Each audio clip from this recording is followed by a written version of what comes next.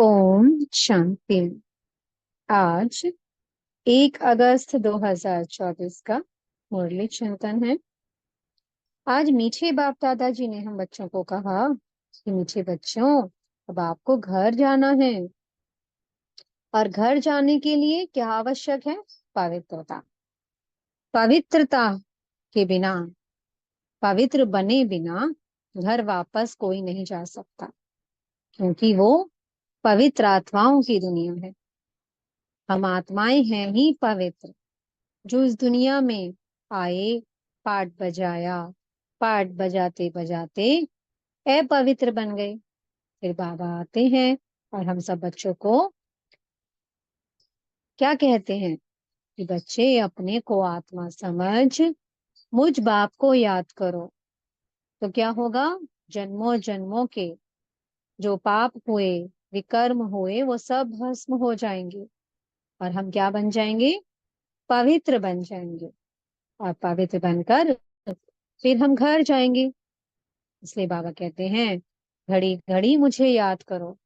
याद करने से आपकी आत्मा की बैटरी चार्ज होती जाएगी और फिर आप नेचुरल पवित्र बन जाएंगे। सतयुग में जो आत्माएं हैं वो नेचुरल पवित्रता में है।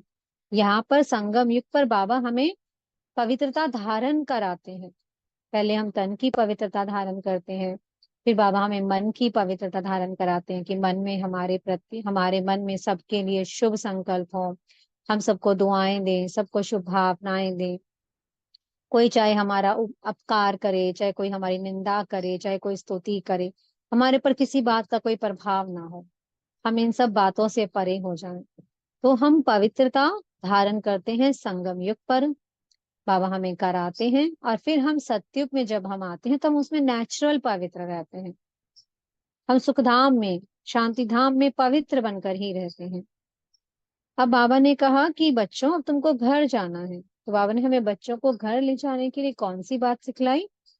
कि बच्चे, अब तुम घर जाना है। घर से हम कैसे आए थे? बिना शरीर लिए आए थे।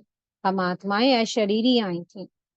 हमने शरीर लिया, इस धरा पर आकर पाठ बजाया अपना।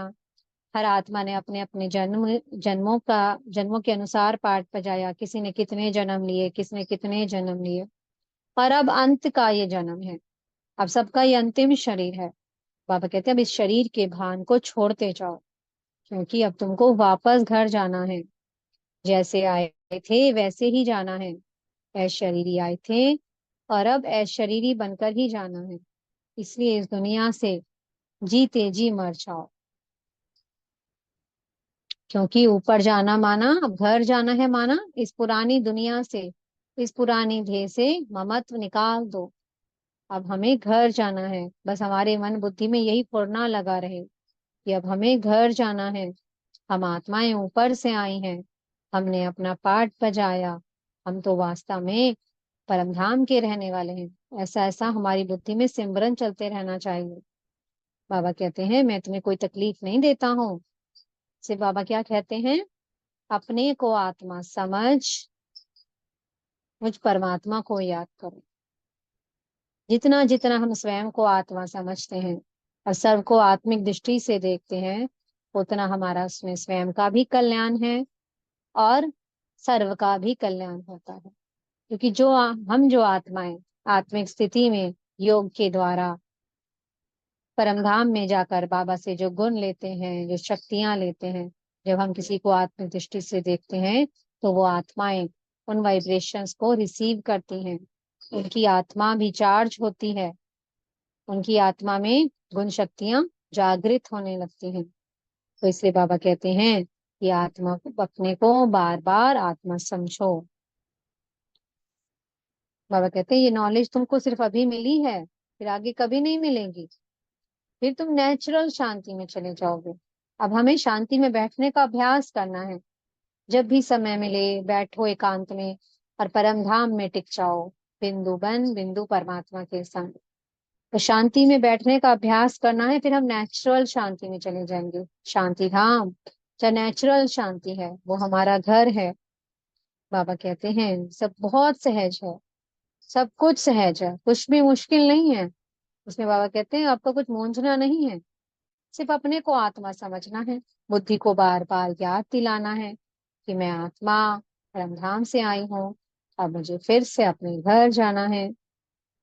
बाबा कहते हैं जैसे अब एक गाड़ी होती है, गाड़ी अगर कहीं पे खड़ी है, खड़े खड़े तो उसकी बैटरी डिस्चार्ज नहीं हो जाएगी ना, जब वो चलेगी तभी तो उसकी बैटरी धीरे धीरे लो होती जाएगी। तो ऐसे ही जब तुम आत्माएं आई तब तुम फुल्ली चार्ज थी, जैसे जैसे आपने पार्ट बजाया तो क्या हो गया, बैटरी डिस्चार्ज हो गई, बिल्कुल खत्म नहीं होती है, हल्की सी लाइट रह जाती है। इसी भावी संगम का ही समय है जब हम आत्माएं अपनी बैटरी को चार्ज करते हैं बाबा की याद से। जो आत्मा जितना चार्ज करेगी उतना भरपूर बनेगी, उतना शक्तिशाली बनेगी। बाबा कहते हैं अब हर कल्प आए हो, हर कल्प मैंने आपको पढ़ाया है, हर कल्प मैंने आपको ज्ञान दिया है, इसलिए इस बात में पक्का।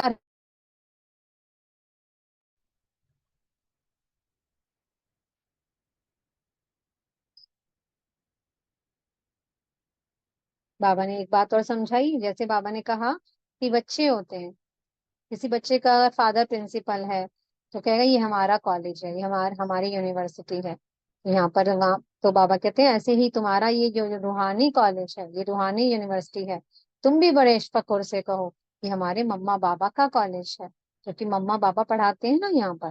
बाबा कहते हैं ऐसा फक्र होना चाहिए, मैंने तुमको हर बार अडॉप्ट किया है, हर कल्प में आया हूँ। और कहते हैं बहुत गुहिया बातें हैं ज्ञान की, ये बातें हमारी बुद्धि में चलती रहनी चाहिए।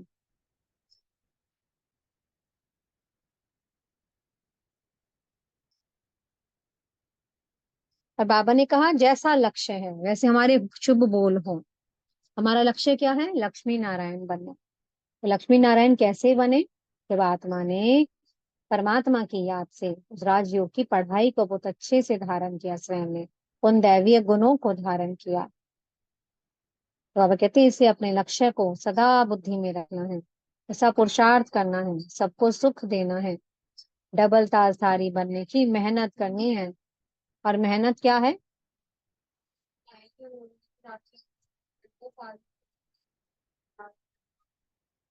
ज्ञान और योग। मीठे सदगुरु जी वरदान दे रहे हैं, है कल्याण के संकल्प को समाप्त कर अपकारियों पर उपकार करने वाले ज्ञानी तो आत्मा था। बाबा ने कहा कि कोई आपकी ग्लानि करे, कोई आपको गाली दे, लेकिन आपके मन में किसी के प्रति घृणा नहीं आनी चाहिए। इसने मुझे ऐसे क्यों बोला, इसने मेरा तिरस्कार किया, इसने मुझे अवॉइड किया, इसने मुझे देखते हुए भी नहीं देखा। कहते नहीं, बाबा कहते हैं ज्ञानी तो आत्मा का कर्तव्य है कि सबको दुआएं देते चलना। बाबा कहते हैं मेरे समान बनना, जैसे मैं आया 63 जन्मों तक तुमने मुझे गाली दी, फिर भी मैंने सबको कल्याण की दृष्टि से देखा। आते ही बाबा ने क्या कहा, मेरे मीठे बच्चों। बाबा कहते हैं ऐसे मेरे जैसे बनो, फॉलो फादर। सबके प्रति क्या होना चाहिए हमारे मन में, शुभ भावना, दुआ की भावना, दया की भावना, रहम भाव हो। स्लोगन है, मन मना भव की स्थिति में स्थित रहो तो औरों के मन के भावों को जान जाएंगे। मन मना भाव क्या, बस बाबा की याद में टिक जाओ, परमधाम में चले जाओ, कभी फरिश्ता बन जाओ। बस मैं और बाबा, बाबा और मैं, बस इसी स्थिति में स्थित हो जाओ। ओम शांति। बहुत बहुत शुक्रिया प्यारे प्यारे मीठे मीठे बाप दादा जी का। ओम शांति।